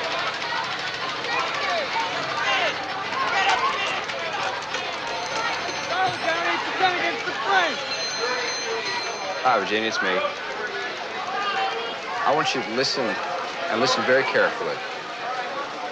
As soon as you hang up, I want you to go to the closet, take a suitcase, and get to the bank. It began 8 days ago when a group of Arab investors withdrew billions of dollars from U.S. banks. That in turn started a chain reaction on the world money markets. Dollars, pounds, marks, francs, yen. Not one currency escaped. This scene outside a Manhattan bank was duplicated all over the world as people saw their life savings become worthless in a matter of hours. Good evening, I'm George Page in New York, and this is another in our series of reports on the world economic crisis. The growing paralysis of the industrial world has left millions without jobs, without money, and without hope. Crowds of unemployed poured into Washington yesterday. They stood in silent protest before the nation's leaders. At the same time, more than 1 million people packed St. Peter's Square, where the Pope urged calm and nonviolence. The pontiff asked for prayers for world leaders, prayers and peace and reason. But the last 24 hours have been marked by growing protests and ever-increasing violence. Last night, demonstrators burned American currency in front of the White House, and attempts to put out the fires led to a confrontation with police. Every hour, from every corner of the globe, there are new reports of outraged crowds demanding action. A bankrupt world seems to be teetering on the very edge of anarchy.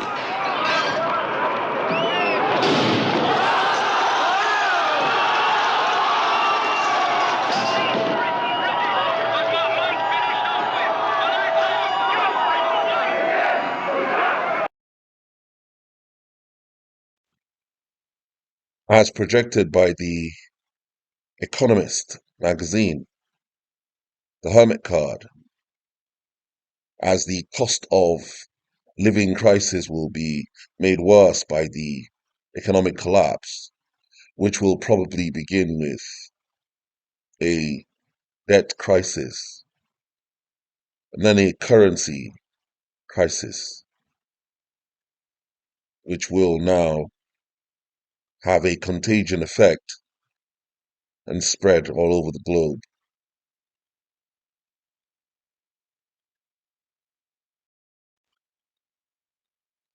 Will we witness a massive exodus of funds from Neo-Egypt, Neo-Virgin Daughter of Babylon, Neo-Sodom and Gomorrah, which will lead to a stock market crash, a real estate crash, bond market crash, the death of the dollar?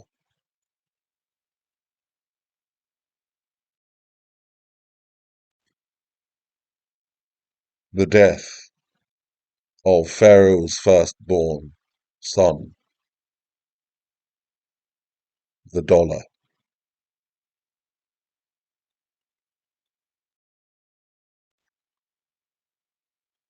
Worsening the cost of living crisis,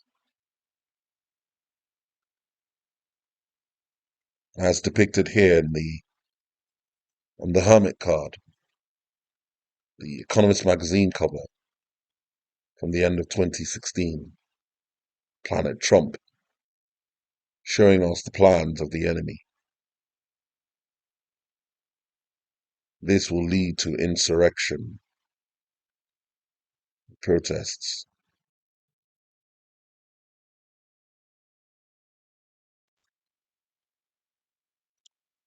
Ezekiel 29 verse 4, but I will put hooks in thy jaws, and I will cause the fish of the rivers to stick unto thy scales, and I will bring thee up out of the midst of thy rivers, and all the fish of thy rivers shall stick unto thy scales. The Lord speaking to the king of Egypt.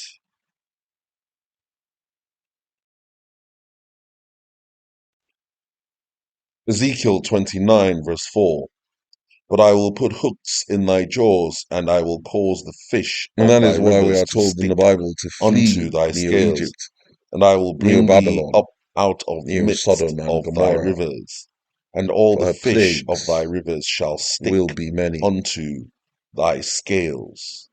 What exactly does this mean?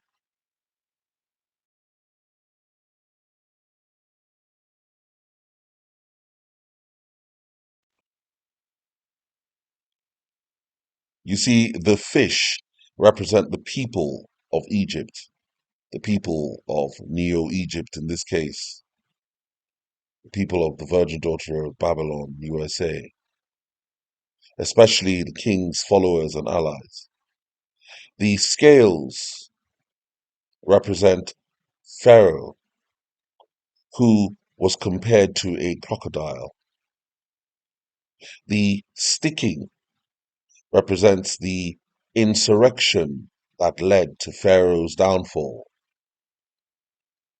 as it looks like there will be insurrection in Neo-Egypt based on policies being pursued by the king of Neo-Egypt.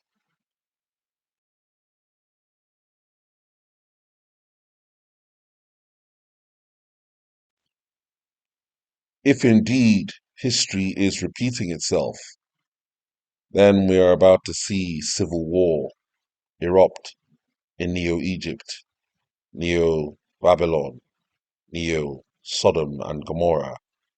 Isaiah 19 verse 1, Burden of Egypt, behold, the Lord rideth upon a swift cloud, and shall come into Egypt, and the idols of Egypt shall be moved at his presence, and the heart of Egypt shall melt in the midst of it.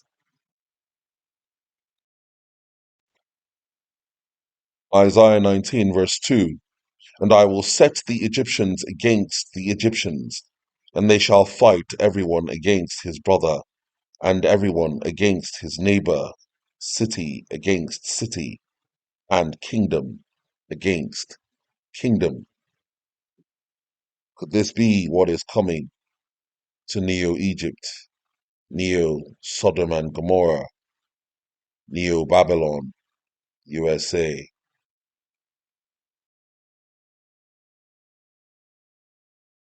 Hundreds chant in unison. Protests are spreading across the US now more than ever. But in Washington, D.C., the nation's capital, anger runs deep.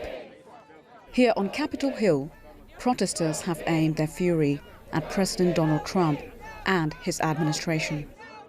In his attempt to remake the federal government, Trump has started targeting long-standing institutions, in many cases challenging the US Constitution itself. Democratic voters see his approach to geopolitics as brash and fear he is steering the US towards isolation, weakening long-standing alliances. Many protesters here are former federal workers. They were laid off under a harsh cost-cutting plan driven by Trump's newly created Department of Government Efficiency, led by the world's richest man, Elon Musk. I was laid off 2 weeks ago. I work in public health. I'm an epidemiologist, and I was fired because I was still a probationary employee and only had started last summer. Well, I think Trump and Musk are basically purging the government of anyone who disagrees with them. That's a big part of it. They're deleting web pages that mention diversity, equity, and inclusion, that mention trans people. They're attacking their opposition within the FBI and other institutions. Elon Musk was never elected. He's just he wants to reduce his taxes for billionaires, and he's got all the money. These protests didn't just address domestic issues. Ukrainian flags waved across Capitol Hill as protesters demanded continued U.S. support for Ukraine's fight against Russia. Ukrainian community, and as Americans that support Ukraine right now in this war against Russia's aggression, I think we're really concerned about the actions of this administration. It's devastating for us to be breaking, 80 years of a transatlantic alliance and to be siding with fascist authoritarian regimes instead of our democratic allies is unconscionable. Within weeks of taking office, American President Donald Trump has shaken American democracy to its core. He has given his right-hand man, billionaire Elon Musk, the power to slash federal jobs. He has imposed tariffs on his allies and is threatening to impose even more. And while this is happening, he is ramping up mass deportations. There is little to no pushback from Republicans. And federal courts have tried to stall some of his executive actions.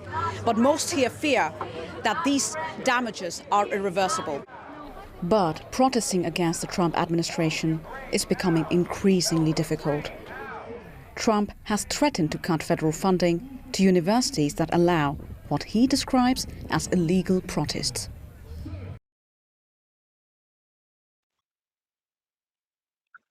You see, Apollo, or Pharaoh, first brings division before desolation. Matthew 12, verse 25. And Jesus knew their thoughts, and said unto them, Every kingdom divided against itself is brought to desolation, and every city or house divided against itself shall not stand. Neo-Egypt is being divided right before our very eyes, which means her desolation is not too far off.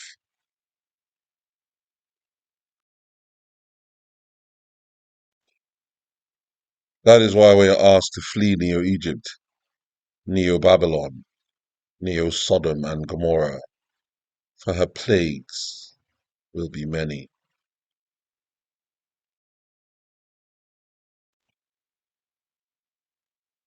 Isaiah 19, verse 16.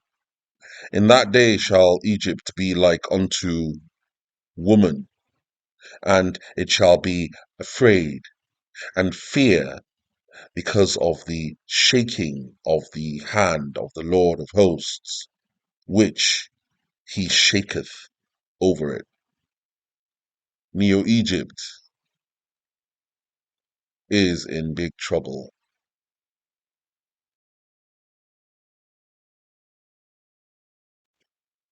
Isaiah 19, verse 16. In that day shall Egypt be like unto a woman in travail, who is afraid, fear. And it shall be afraid and fear because of the shaking of the hand of the Lord of hosts, which he shaketh over it.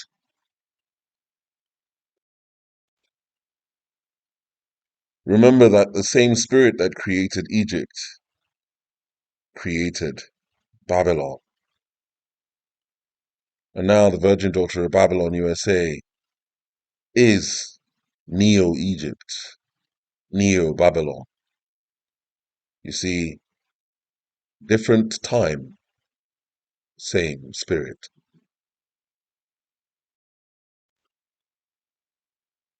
And just as Pharaoh was a god worshipped by his people, and as Nebuchadnezzar also demanded worship, the same spirit dwells in Trump. And that is why he retweeted this video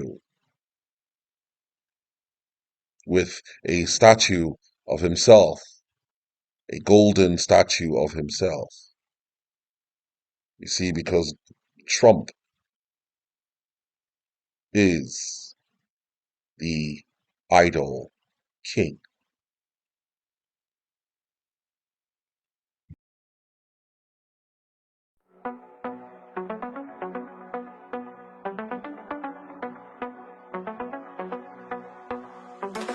Donald is coming to set you free, bringing the light for all to see. No more tunnels, no more fear. Trump Gaza is finally here. Trump Gaza shining bright, golden future, a brand new light. Feast and dance. You see, many people seem to think that Donald Trump loves Israel. But think with me for a second. So Gaza is full of conservative Muslims, and Trump is showing a vision of what he wants Gaza to be. Of course, the world believes Israel also believes in this vision of Trump's Gaza. And here we see Trump mingling with a pretty much naked woman. So he's trying to say this is what he wants to do to Gaza. He wants to turn Gaza into a place of debauchery. How do you think people in the Muslim world see this? What do you think their thoughts are? And what do you think this will inspire in them? Love for Israel? Love for the virgin daughter of Babylon? You see, Trump knows exactly what he's doing.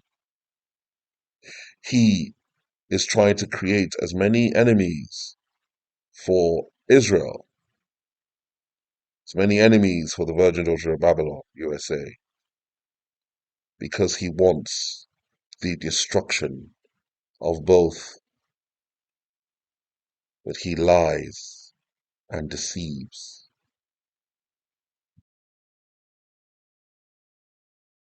The deal is done. Trump Gaza number one. Trump Gaza shining bright, golden. Trump, the idol king, the one who is to be worshipped. Future, a brand new light. Feast and dance, the deal is done. Trump Gaza, #1. I don't know if you noticed the idols in the store ready for people to purchase, to worship this God. Isaiah 19 verse 3. And the spirit of Egypt shall fail in the midst thereof, and I will destroy the counsel thereof, and they shall seek to the idols, and to the chambers, and to them that have familiar spirits, and to the wizards. They will turn to their idol, the one they worship, because that is what some people are doing at the moment in Neo-Egypt, as well as in Israel, which is blasphemy. We have an opportunity to do something that could be phenomenal. And I don't want to be cute, I don't want to be a wise guy, but the Riviera of the Middle East. Make no mistake, this character knows what he's doing.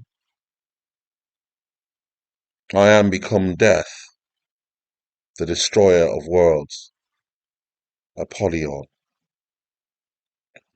He will bring great death and destruction. And the tools will be Israel and Ukraine.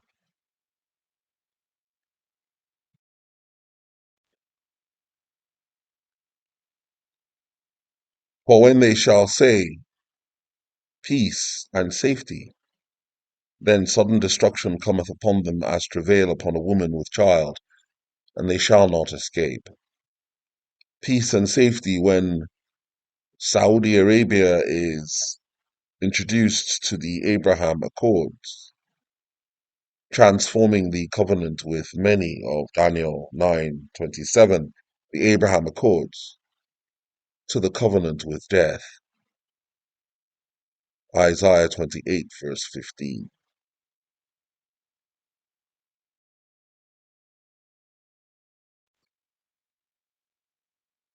Isaiah 33 verse 1.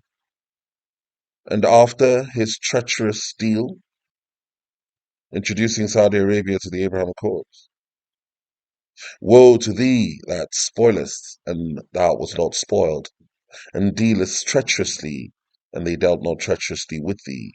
When thou shalt cease to spoil, thou shalt be spoiled. And when thou shalt make an end to deal treacherously, they shall deal treacherously with thee. Speaking of the king of Egypt, the treacherous dealer of Isaiah 21, Donald Trump.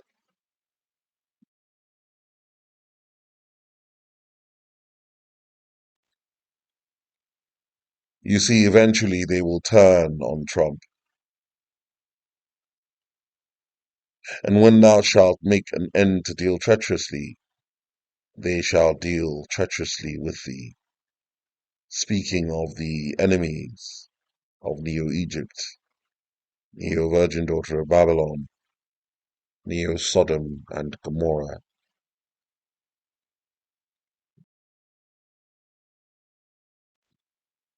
Jeremiah 50 verse 43. The king of Babylon hath heard the report of them, and his hands waxed feeble. Anguish took hold of him, and pangs as of a woman in travail, telling us that this is an event that will take place before the rapture, before the birth.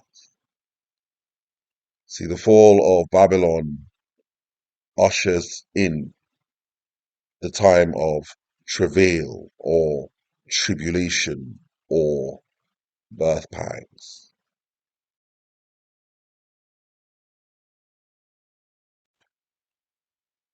And as we can see from the Economist magazine cover, The World in 2024, notice how The world in 2024 is predominantly blue and fading into red. And then we transition to the world in 2025, and it's all black and red. Notice how we have symbols of the atom. Notice how we have Vladimir Putin with his missiles. 2025 will be the year it all falls down.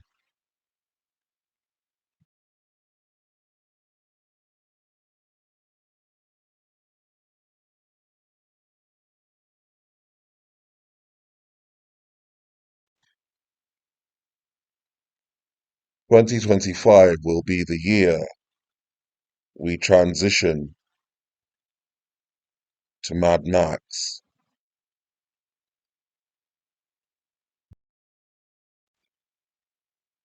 And when will this attack take place? When will this transition occur? Well, it is revealed in the book of Hosea, chapter 5, verse 7. They have dealt treacherously against the Lord when they signed the Abraham Accords, changing the covenant with many, Daniel 9:27, to the covenant with death, Isaiah 28, verse 15. They have dealt treacherously against the Lord, for they have begotten strange children. They have been unfaithful. Now shall a month, Strong's H2320, Kodesh, the new moon, in other words, the first day of the month, devour them. The word there is alkal, which means to burn them up, to consume them with their portions. The word for portion there is kailek, which means territory or parcel of land. Remember what Dmitry Medvedev said? They will not be able to hide in Washington, D.C., or in the Elysee Palace, or 10 Downing Street. In other words, the conflict will be in their territories.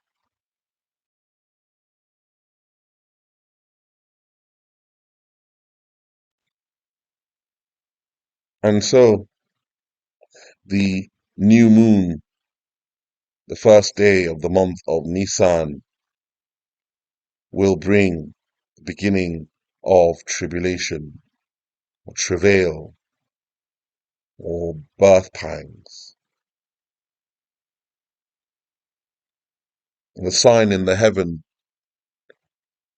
is the new moon and partial solar eclipse.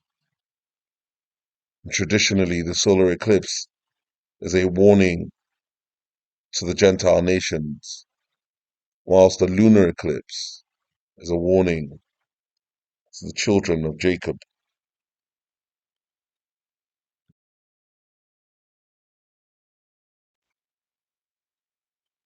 Represented on the end of 2016 Economist magazine cover, Planet Trump, by the death card. The riding of the horseman judgments.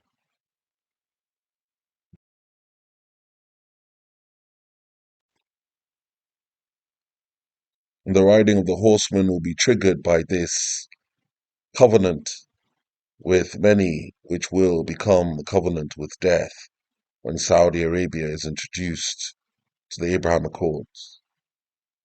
That is when the red horse of war will ride, leading to the black horse of famine and the pale horse of death. The transition from the Jeremiah footman judgments to the Revelation 6 horseman judgments.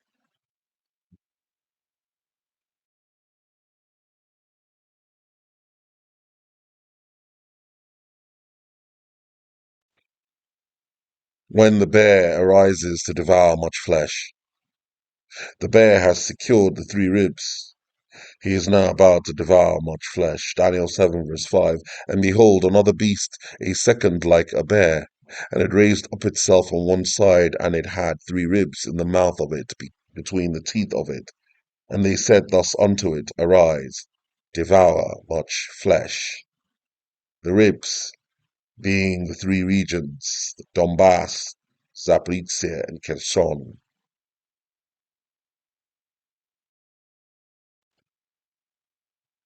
Remember Daniel's prophecy? The lion represents the United Kingdom, Babylon the Great. The wings represents the virgin daughter of Babylon, USA. And then the wings are plucked off the lion, and the lion is raised up and given the heart of a human. This plucking is probably done by the bear when it is told to arise and devour much flesh, the bear being Russia. And of course, Esdras goes into more detail about the eagle, the feathers being the US presidents, the heads being the principalities, the fallen ones behind these nations.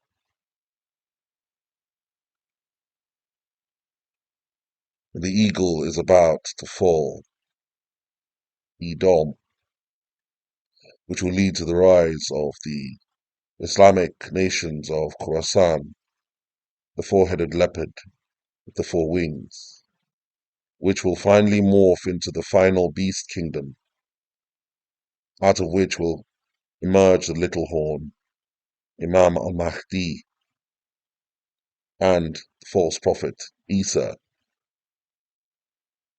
Also, the 2 final feathers on the eagle.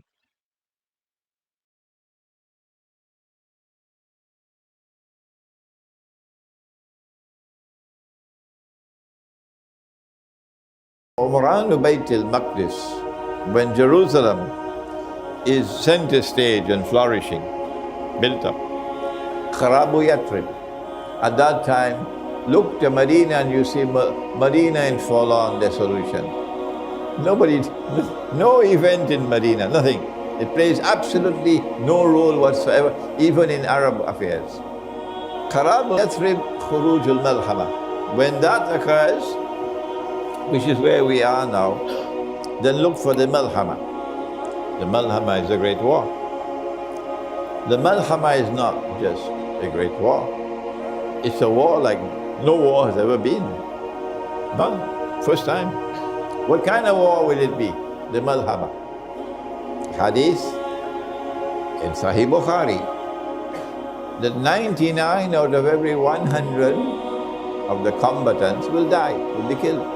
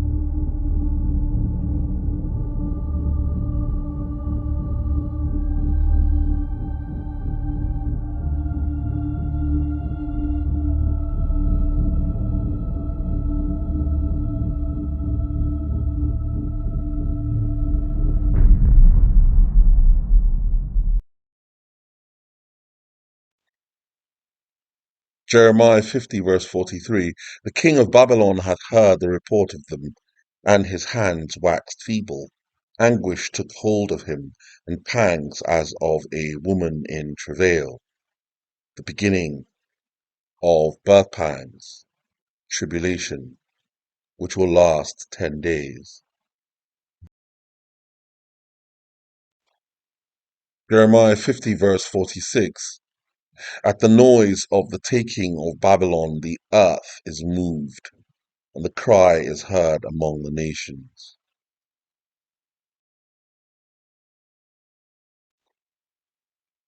Jeremiah 50 verse 9, for lo, I will raise and cause to come up against Babylon an assembly of great nations from the north country, and they shall set themselves in array against her. From thence she shall be taken. Their arrows shall be as of a mighty expert man. None shall return in vain.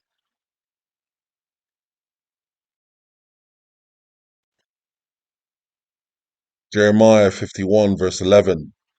Make bright the arrows, gather the shields. The Lord hath raised up the spirit of the kings of the Medes, Iran.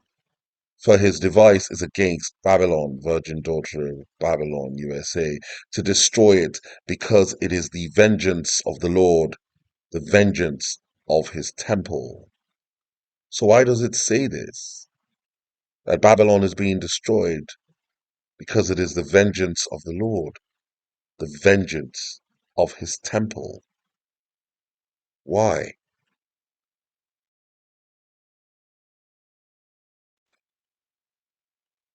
You see, Israel is precious in the eyes of Jehovah.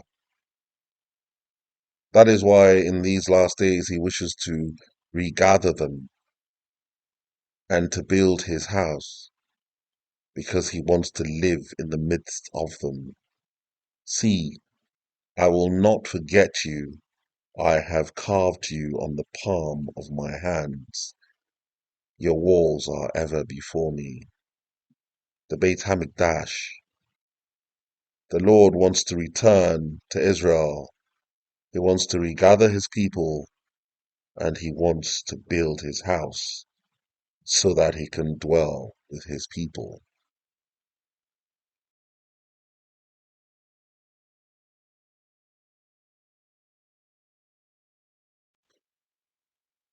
You see, the question is, to whom does the land belong? The land belongs to Hashem. It is the apple of his eye. And the Abraham Accords envisions dividing it. This is what the four horns want. The UN, the EU, Russia, and the United States of America. And that is why Jehovah is bringing great destruction upon the four horns, because their intention is to divide Jehovah's land.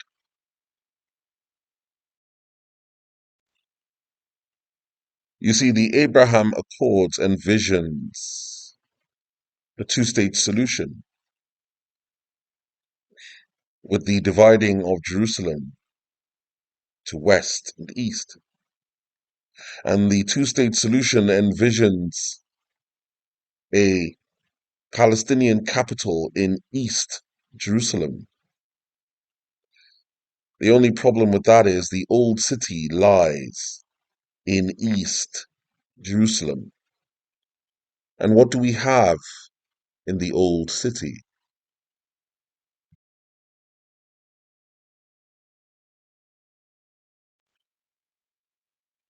You see, the old city is where you have the Temple Mount,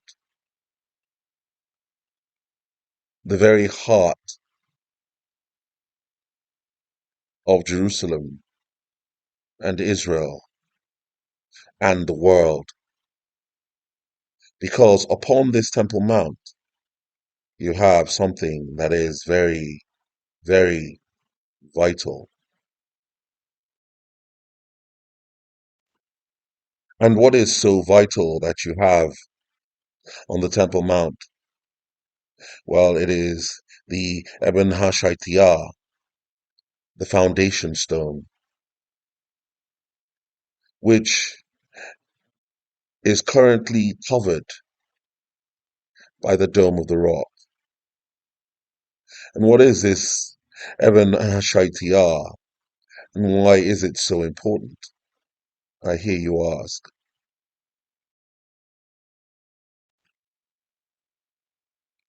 You see, it is because the earthly throne of Jehovah, the Ark of the Covenant, the mercy seat above the Ark of the Covenant, was set upon this foundation stone, this Eben HaShaitiyah. This is the very throne of Jehovah upon the earth. This is the connection between earth and heaven. This is where Yeshua's throne will be.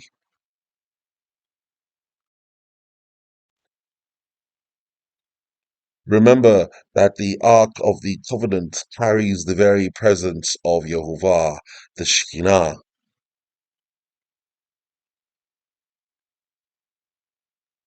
And since the Father and the Son are one and the same, it carries the very presence of the Son.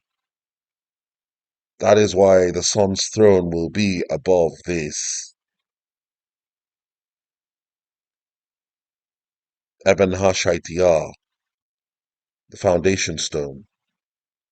Remember that it is upon this foundation stone that Adam was created. That is where Adam's throne used to be before he fell.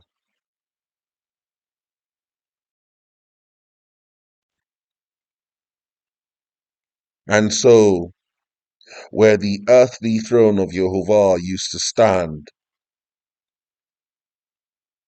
we now have the Dome of the Rock, which has inscriptions all over it, which states that God has no son, the denial of the Son, which is a denial of the Father, which is anti-Christ.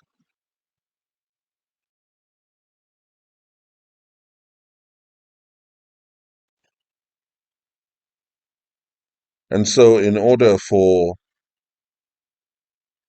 Jehovah's throne to be established upon the earth, this structure must fall. And in this year, it will.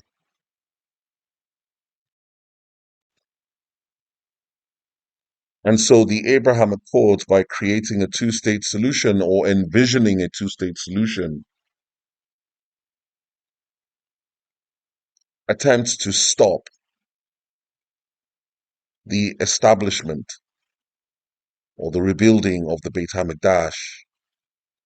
Because with a two-state solution and a Palestinian capital in East Jerusalem, the Jews will not have access to the Temple Mount.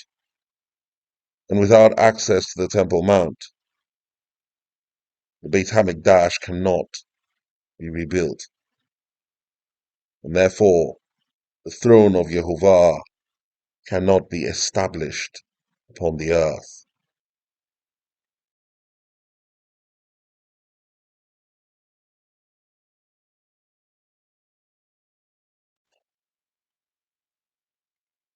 And that is why the Lord says in Zechariah 2 verse 9, "For behold, I will shake my hand upon them, and they shall be a spoil to their servants, and ye shall know that the Lord of hosts hath sent me."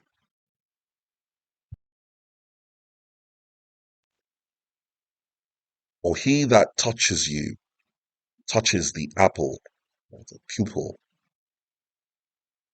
of his eye. Zechariah 2 verse 8. Because by agreeing to a two-state solution, thereby creating a Palestinian state with its capital in East Jerusalem and preventing the Jews from having access to the Temple Mount. They are touching Jehovah's eye, and that is why he will shake his hands over them.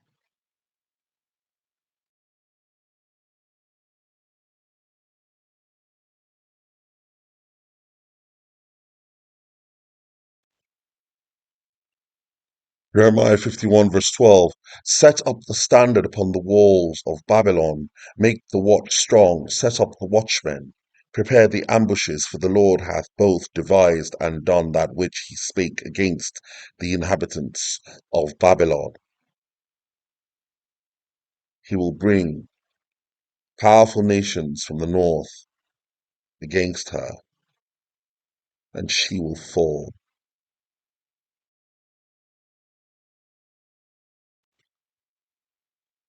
Jeremiah 50 verse 45, therefore hear ye the counsel of the Lord that he hath taken against Babylon, and his purposes that he hath purposed against the land of the Chaldeans. Surely the least of the flock shall draw them out. Surely he shall make their habitation desolate with them. The destruction of Babylon.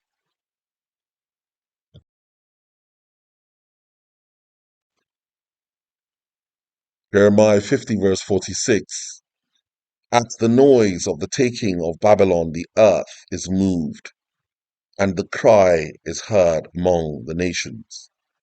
This is what is about to transpire. This is when peace is taken from the earth, when the red horse rides.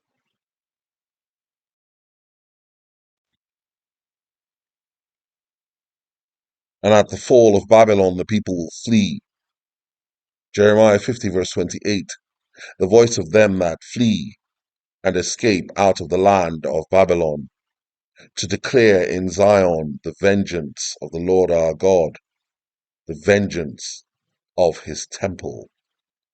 Because as I just explained, the Abraham Accords is working towards preventing the rebuilding of the Beit HaMikdash.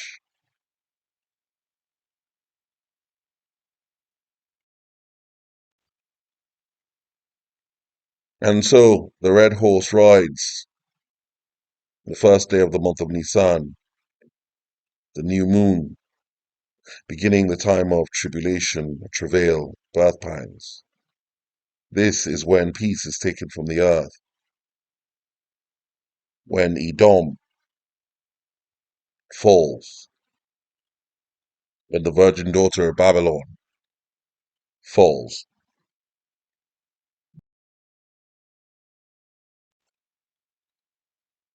And so, after the fall of Babylon, first day of Nisan, we enter Daniel's vision. Remember the Daniel 10? And Daniel prayed to the Lord about the end of days, and the angel appeared to him and told him that he had been struggling with the prince of Persia, or Iran. That is the principality, or the fallen angel behind the nation of Iran, for 21 days. And so he appeared to Daniel on the 24th day of Nisan.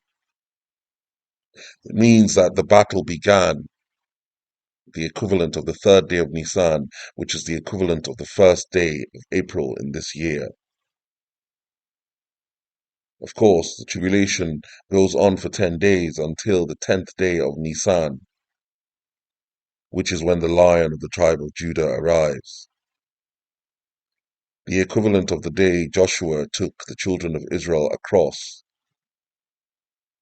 the river Jordan into the promised land. The day referred to as the swelling of the Jordan.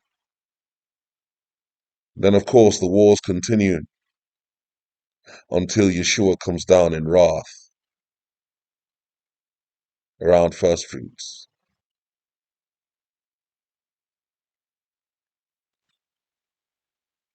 And so a grievous vision is declared unto Israel. Isaiah 21 verse 2, a grievous vision is declared unto me. The treacherous dealer, Donald Trump, dealeth treacherously, and the spoiler spoileth. Go up, O Elam, besiege, O Media, all the signs thereof have I made to cease. So once Babylon falls, Amalek will attack Israel.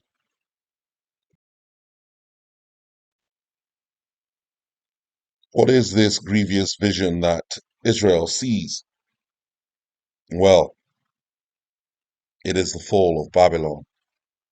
Isaiah 21 verse 9. And behold, here cometh a chariot of men with a couple of horsemen. And he answered and said, Babylon is fallen, and all the graven images of her gods he hath broken unto the ground.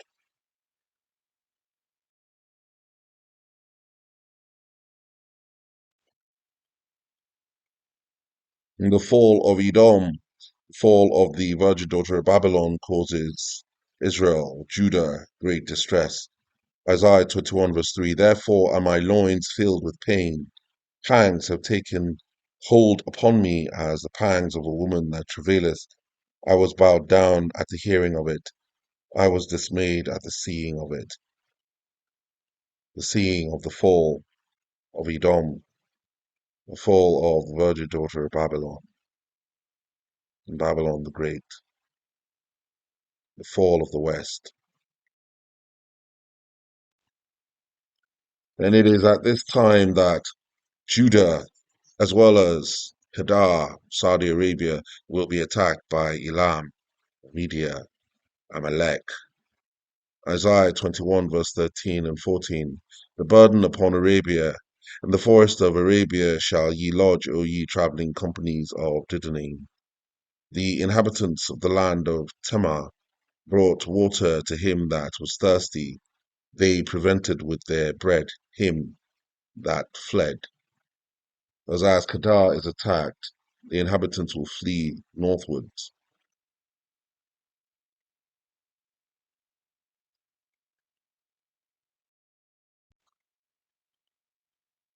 And it is at this time of conflict and war that the Lion of the tribe of Judah will arrive. Jeremiah 50 verse 44, Behold, he shall come up like a lion from the swelling of the Jordan unto the habitation of the strong. But I will make them suddenly run away from her. And who is a man, or a chosen man, that I may appoint over her? For who is like me? And who will appoint me the time? And who is that shepherd that will stand before me?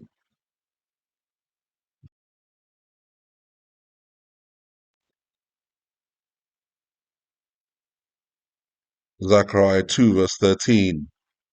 Be still before the Lord, all mankind, because he hath roused himself from his holy habitation. When the Lion of the tribe of Judah arrives, when the Lion spoken of in Genesis 49 is roused.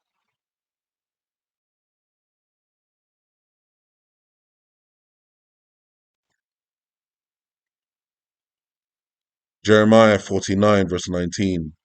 Behold, he shall come up like a lion from the swelling of the Jordan against the habitation of the strong. But I will suddenly make him run away from her. And who is a chosen man that I may appoint over her? For who is like me? The swelling of the Jordan, the 10th day of the month of Nisan. The equivalent this year will be the 8th of April, 2025. This is when the great multitude cross over, and the 12 stones representing the 144,000 cross over into the promised land, the swelling of the Jordan.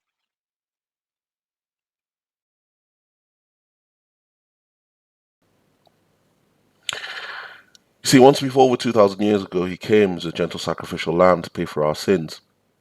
When he returns in the near future, he is coming with great wrath and anger as a terrible, fierce judge to judge the earth. So please, make peace with him. Now, he's coming, and he is angry. And how do I make peace with him? I hear you ask. Well,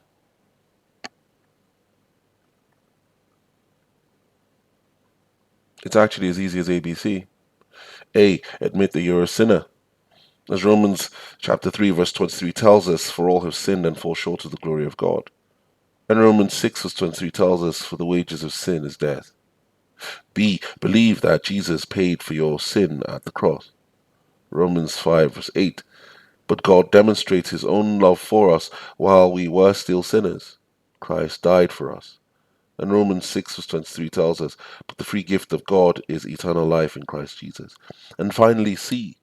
Confess that Jesus is the Son of God and commit your life to him. As Romans 10 verse 9 tells us that if you confess with your mouth that Jesus is Lord and believe in your heart that God raised him from the dead, you will be saved. And you will become part of the glorious bride. We have little time. All the signs are here. The four winds are here. Give your life to Yeshua. Thank you very much for listening to me. I remain your faithful watchman, standing on the wall, blowing the horn as loudly as I can. And I am out.